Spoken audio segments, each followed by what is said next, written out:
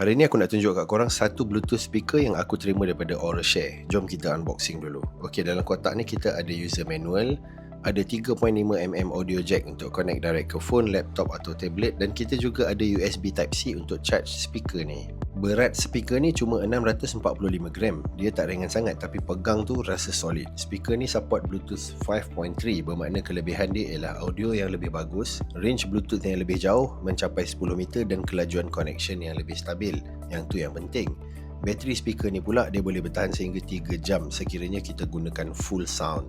Dekat bahagian atas kita ada button layout untuk on speaker, kuatkan volume, mute button dan button untuk tukar-tukar lampu. Kalau korang nak tukar-tukar lampu lah, sebab dekat bahagian tepi speaker ni dia ada lampu RGB. Cara nak on pun senang sangat. Tekan je button on ni untuk 2-3 saat, lepas tu Bluetooth kita dah pun on. Kita boleh terus connect dekat phone kita, macam tu je. Dekat bahagian sini lah tempat kita nak charge guna USB Type-C, ada slot untuk memory card dan juga ada slot untuk audio jack. Okey, sekarang jom kita dengar audio direct daripada kamera.